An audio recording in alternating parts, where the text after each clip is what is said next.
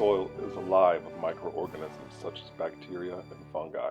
The microBIOMETER estimates the microbial biomass in a sample of soil and now can tell you the ratio of fungal to bacterial biomass. Bacteria, some of them can fix nitrogen, they break down organic matter, and they form the base of the soil food web. Fungi create soil structure through secretions and cross-linking. They're critical for nutrient cycling that can improve plant health and cause enhanced growth, and their lower turnover relative to bacteria means they are important for carbon sequestration. We can further categorize fungi into two types, saprophytic and mycorrhizal. Saprophytic live on dead material, whereas mycorrhizal live close to or in the root and are symbiotic with the plant.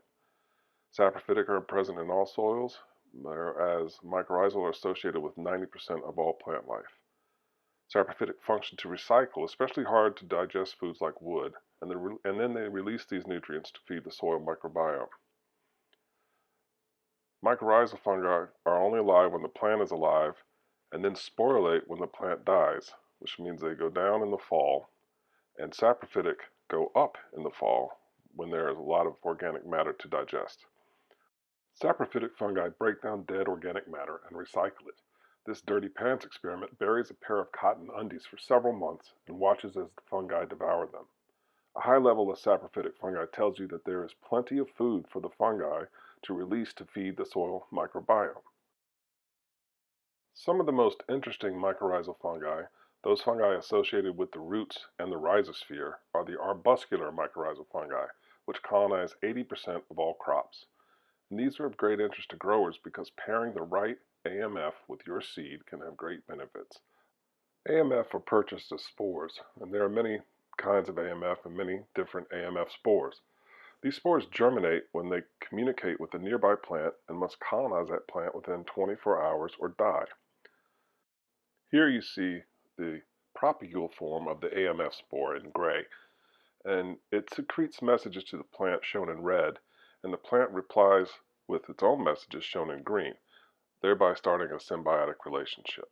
This symbiosis is mutually beneficial. Mycorrhizal fungi feed on carbon produced and released by the plant, and AMF in turn benefit the plants through multiple mechanisms.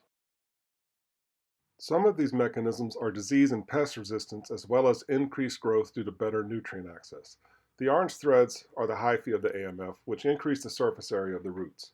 The AMF colonized plant gets more nutrients, especially phosphorus, as is indicated by the blue peas. Not only does AMF transport phosphorus, it extracts it from mineral components of soil by secreting chemicals that dissolve phosphorus. With AMF, the plant grows faster, and it is protected from disease due to stimulation by the AMF with hormones like jasmonate and ethylene to turn on defense genes in the plant that provide systemic resistance to infection. This systemic resistance protects the plant from viral infection as well as damage by pests. One of the advantages of AMF is drought resistance. Here are two plants, both deprived of water for 48 hours, but the one on the left, colonized with AMF, is doing much better. The one on the right here was colonized with AMF, and you can see how it is much larger and healthier than the one on the left. AMF offered disease protection. On the left is a control, and on the right is a tomato plant infected with a pathogen, but in the middle, the AMF shows that you protect the plant from the pathogen. If you are a grower hoping to increase yield and plant disease resistance by purchasing and using AMF spores or coated seeds, how will you know if the AMF you bought is actually colonizing the plant roots? Is it the correct species for my crop and my soil? Did I use enough AMF? How much AMF do I actually need? And is the expensive AMF coated seed I bought actually colonized? This is where microBIOMETER comes in and can help you figure this out rapidly and in field. To measure AMF colonization of roots, you're going to collect a root or a coarse sod, and you're going to shake off the excess dirt so that you get to the rhizosphere. And then once you're down to the rhizosphere, you shake that dirt and collect it, and you're going to sample and measure that with the microBIOMETER. What does the fungal to bacterial ratio in your forest or pasture tell you? Well, forests have a much higher fungal to bacterial ratio than croplands, which outside the rhizosphere area usually have a 1-to-1 ratio. And research indicates that with a higher fungal to bacterial ratio, you are sequestering more carbon. We also know that different fertilizers can greatly affect the fungal to bacterial ratio, which is decreased with nitrogen fertilizer, but responds rapidly to management changes.